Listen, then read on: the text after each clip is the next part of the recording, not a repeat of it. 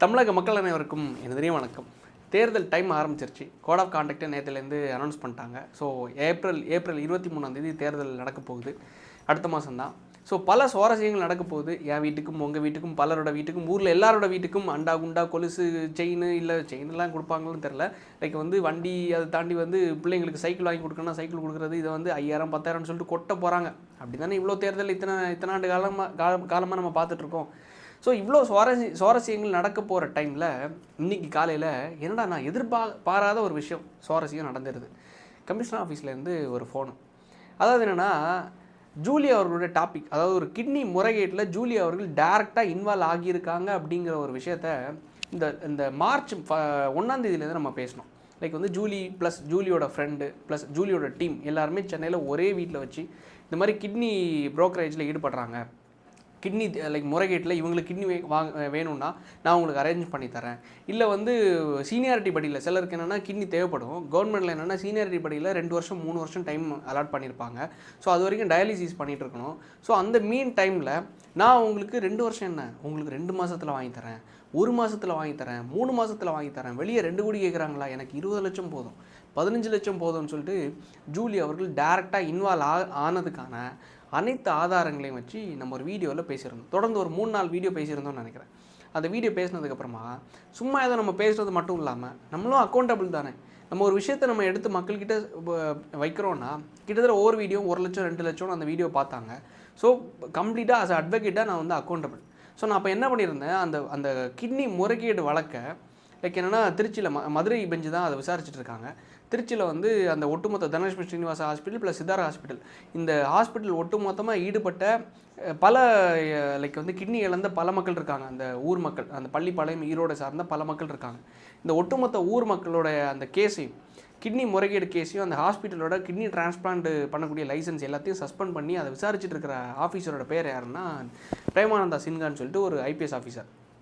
அந்த ஐபிஎஸ் ஆஃபீஸருக்கு போன வாரம் தான் நம்ம அந்த ஒட்டுமொத்த கேஸையும் நம்மக்கிட்டே இருக்க எவிடன்ஸையும் நம்மக்கிட்டே இருக்கிற ஒட்டுமொத்த ஆடியோ ரெக்கார்ட்ஸு எல்லாத்தையும் டிராஃப்ட் பண்ணி பென்ட்ரைவில் போட்டு என்னென்ன ரெக்கார்ட்ஸ் இருக்கோ எல்லாத்தையும் அட்டாச் பண்ணி பெட்டிஷன் அவங்க டிராஃப்ட் பண்ணி அவங்களுக்கு அனுப்பிச்சிருந்தோம். லைக் அக்னாலஜ்மெண்ட் கார்டெல்லாம் நான் சேஃப்டியாக எடுத்து வச்சுருந்தேன். நாளைக்கு நம்மளும் பதில் அளிக்கணும்ல, என்கொயரிக்கு கூடும்போது நம்மளும் பதில் அளிக்கணும்.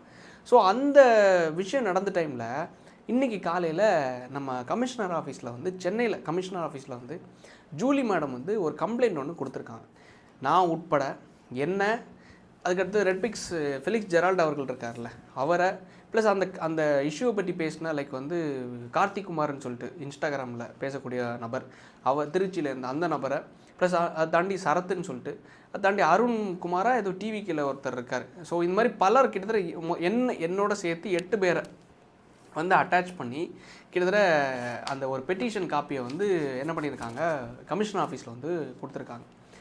இவங்க என்ன நினச்சிட்டாங்க, நான் கொடுத்த எவிடன்ஸ் எல்லாமே சும்மா ஏதோ இவங்க ஏதோ பேசினதோ இல்லை லைக் சம்மந்தப்பட்ட விக்டிம்ஸ் என்கிட்ட ஏதாச்சும் ஆடியோ எதுவும் இல்லை என்கிட்ட சும்மா ஏதோ ஜூலி பேசின அதாவது கிட்னி முறைகேடு பண்ண டைரெக்டாக இன்வால்வ் ஆன யார் ஷர்மிளா அவங்களோ விக்டிமும் இருக்கக்கூடிய ஆடியோ மட்டும்தான் என்கிட்ட இருக்குது, ஜூலி இன்வால்வ் ஆன ஆடியோ எதுவும் இல்லை. ஸோ அதை தாண்டி ஜூலி இன்வால்வ் ஆனதுக்கான எந்த எவிடன்ஸும் இல்லை அப்படிங்கிற மாதிரி நினச்சிட்டு யார் இவங்ககிட்ட இந்த ஐடியாவை சொல்லி கொடுத்தாங்க அப்படிங்கிறது எனக்கு தெரில.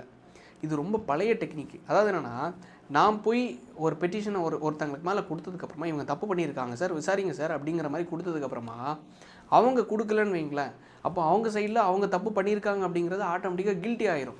லைக் குற்ற உணர்ச்சியில் அவங்க அதனால தான் கொடுக்கல அப்படிங்கிற மாதிரி ஆயிரும். ஸோ அது நேச்சுரலாக ஃப்ரேம் ஆகிடக்கூடாதுங்கிறதுக்காக பெயருக்கு இன்றைக்கி காலையில் கமிஷனர் ஆஃபீஸில் போய் மேடம் ஜூலி அவர்கள் ஒரு கம்ப்ளைண்ட் கொடுத்துருக்காங்க. எங்கள் எல்லாரோட பேரையும் இது பண்ணி, அதில் சிரிப்பு என்ன தெரியுமா, அதில் ஷாக்கிங் என்ன தெரியுமா, அக்யூஸ்ட் நம்பர் 1 நான் தான் A1 அக்யூஸ்டான்.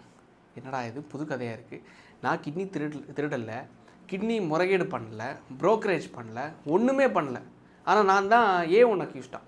அதாவது என்கிட்ட ஒரே ஒரு எவிடன்ஸ் இருக்குது, அந்த எவிடன்ஸை மட்டும் நான் ரிலீஸ் பண்ணேன்னு வைங்களேன். பல எவிடன்ஸில் ஒரே ஒரு சின்ன எவிடன்ஸை மட்டும் நான் உங்களுக்கு காணிக்கிறேன்.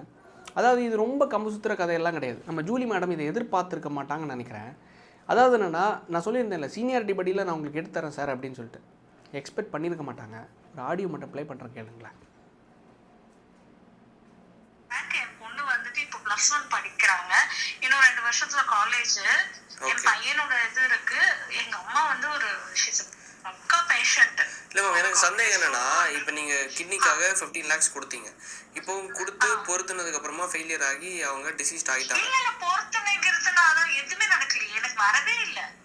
ஓ, கிட்னியே வரல, கிடைக்கலையா? வரல, எங்க 2 பேருக்குமே கிடைக்கல. அவங்களுக்கும் கிடைக்கல, எனக்கும் கிடைக்கல. 2 பேர்னா டோனர் அரேஞ்ச் பண்ணி தர இன்னொருத்தங்க இருக்காங்க இல்லையா, ஓகே, யாருக்குமே அவங்க கிட்னி வரல சார்.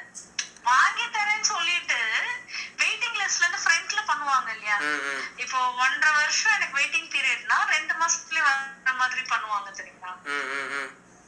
அந்த கேசஸ் தான் நாங்க எல்லாருமே. ஓகே, அதுதான் ஜூலி கிட்ட டைரக்டா நீங்க பெசன் நகர் வச்சு கொடுக்குறீங்க. ஆமா, it is not about the organ வந்து எங்களுக்கு ரிசீவ் ஆகி டிசீஸ் அதெல்லாம் ஒண்ணுமே கிடையாது. சர்ஜரி கிச்சரி அந்த மேட்டரே கிடையாது. ட்ரீட்மெண்ட்ல இருக்கும்போது ஏர்லியஸ்ட் பாசிபிள் தான் என்னோட கேஸ். மற்றவங்களுக்கு தெரியாது. Earliest possible. இப்போ எனக்கு வந்துட்டு 17 months வந்து போட்டிருக்காங்க அப்படின்னா நான் உங்களுக்கு 3 monthsல பண்ணி தரேன் அப்படின்ற மோட்டோல வெயிட்டிங் வந்து சீக்கிரம் பண்றது. புரியுது. வந்துட்டு மற்றவங்களுக்கு 2 கோடி 3 கோடின்னா நம்மளுக்கு வந்து 20 லட்சம் 50 லட்சத்துக்குள்ள முடிச்சிடலாம்.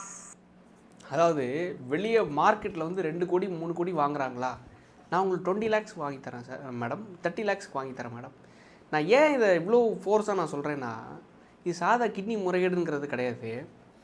ஜூலி வந்து டேரெக்டாக பெசன் நகர் பீச்சில் வச்சு இந்த அம்மா கிட்ட, அதாவது இப்போ என்கிட்ட சொல்கிறாங்க இல்லை, இது நான் யார்கிட்ட பேசுகிறாங்கன்னா என்கிட்ட தான் அந்த அம்மா பேசுகிறாங்க. இவங்களோட ஹஸ்பண்டுக்காக கிட்னி வந்து லைக் அவங்க ஹஸ்பண்டுக்கு வந்து கிட்னி ஃபெயிலியர் ஆகிடுச்சு. ஸோ கவர்மெண்ட்டில் வந்து கிட்னி கிட்டத்தட்ட 17 months ஏதோ அலாட் பண்ணியிருக்காங்களா. ஸோ அது வந்து ஜூலி என்ன பண்ணியிருக்காங்க, நான் 3 monthsல அரேஞ்ச் பண்ணி தரேன், வெளில 2 கோடி 3 கோடியா எனக்கு 30 லட்சம் கொடுங்க 40 லட்சம் கொடுங்கன்னு சொல்லிட்டு 15 லட்ச ரூபா பெசன் நகர் பீச்சில் வச்சு ஜூலிக்கு கொடுக்குறாங்க. கொடுத்ததுக்கப்புறமா இந்த மேடம் என்ன பண்ணுறாங்க, 1 மாதம் வெயிட் பண்ணுறாங்க, 2 மாதம் வெயிட் பண்ணுறாங்க. வெயிட் பண்ணி கிட்னி கிடைக்காத உடனே அதை எக்ஸ்பெக்ட் பண்ணியிருந்தவங்க இல்லை வேறு ஏதாவது கூட அரேஞ்ச் பண்ணியிருப்பாங்க. கிட்னி கிடைக்காத உடனே அந்த உடம்பு ஒத்துழைக்காமல் அவங்களோட ஹஸ்பண்ட் இறந்துட்டாங்க. யாரால்? இந்த ஃபால்ஸ் ஹோப்பு கொடுத்தது யார்? நான் உங்களுக்கு 3 மாதத்தில் அரேஞ்ச் பண்ணி தரேன் மேடம் அப்படின்னு சொல்லிட்டு பணத்தை வாங்கிட்டு ஃபால்ஸ் ஹோப் கொடுத்தது யார்? ஸோ இது சென்சிட்டிவான கண்டென்ட்டாக இல்லையா?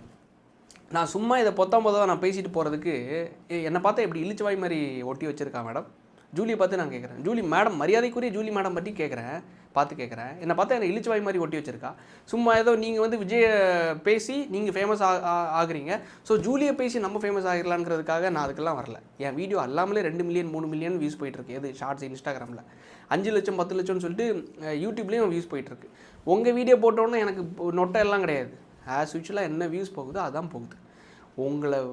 உங்களை பேசி வியூஸ் வாங்கணும், ரீச் ஆகணும்னு எனக்கு எந்த நோக்கமும் கிடையாது. உயிரில் பணத்துக்காக மனிதனோட உயிரில் விளையாண்டுருக்கேன்னா அஸ் அட்வொகேட்டாக ஒரு சோஷியல் ரெஸ்பான்சிபிலிட்டிஸோடு என்கிட்ட ஒருத்தங்க வரும்போது, ஹெல்ப் கேட் வரும்போது, நீங்கள் இந்த மாதிரி இவளை எக்ஸ்போஸ் பண்ணணும் அப்படின்னு வரும்போது நான் பேசாமல் இருப்பேனா என்ன? நீங்கள் என்ன நினச்சிட்ருக்கீங்க, இவங்க மேலே ஒரு 7 பேர் 8 பேர் எங்கள் பேர் எல்லாத்தையும் அட்டாச் பண்ணி எனக்காக, அதாவது நான் பேசினனால இவங்க எல்லாரும் பேசினாங்க. ஸோ இவங்க எல்லாரும் பேரோட அட்டாச் பண்ணி இவங்கள வந்து லைக் என்ன பண்ணிடலாம், ஒரு மிரட்டல் விடுத்த மாதிரி ஆயிடலாம் அப்படிங்கிற மாதிரி ஒரு அந்த தோனியில் நீங்கள் பண்ணியிருக்கலாம். இந்த கேஸை உண்மையிலேயே நான் வந்து பிரேமானந்த சின்ஹா அவர்களுக்கு இந்த கேஸை இந்த எல்லா ஒட்டுமொத்த டாக்குமெண்ட்ஸ் எல்லாத்தையும் அட்டாச் பண்ணி நான் கொடுத்துட்டேன், சென்ட் பண்ணிட்டேன். சென்ட் பண்ணதுக்கப்புறமா நான் இன்னும் அந்த கேஸ் என்னாச்சு அப்படிங்கிற மாதிரி நான் ஃபாலோ பண்ணல.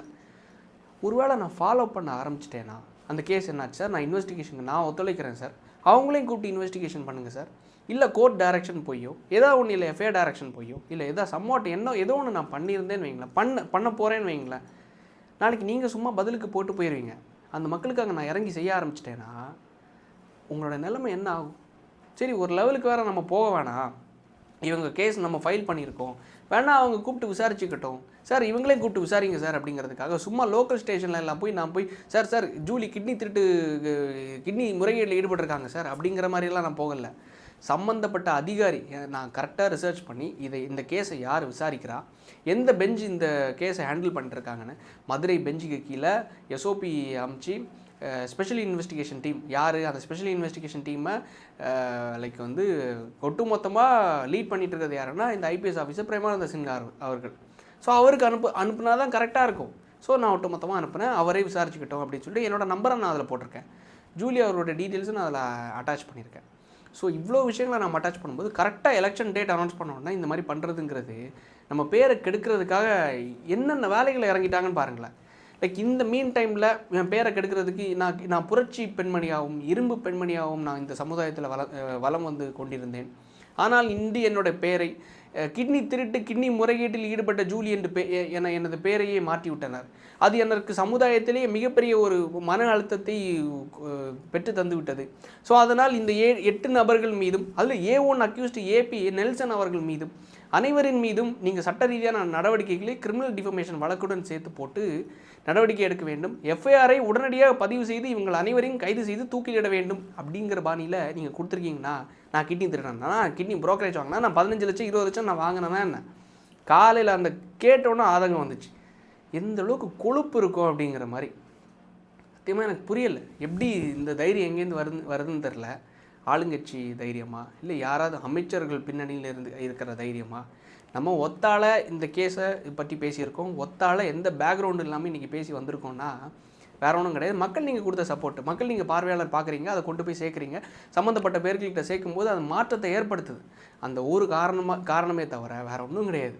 இந்த லைக் நான் திருப்பி அவங்கள்ட்ட சொல்கிறத ஒன்று, அந்த சூர்யா படத்தில் வேலு அவர்கள் சொல்லுவார், போலீஸ்னால் பயம் இருக்கக்கூடாது, லைக் வந்து வக்கீல்னா பொய் இருக்கக்கூடாது, லைக் அதிகாரிகள்னால் ஆணவம் இருக்கக்கூடாது, ஆசிரியர்னால் தப்பு இருக்கக்கூடாது.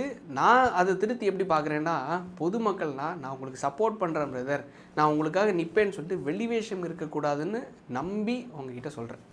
காரணம் என்ன தெரியுமா? உங்களை நம்பி தான் நான் எல்லாம் செஞ்சிட்ருக்கேன்.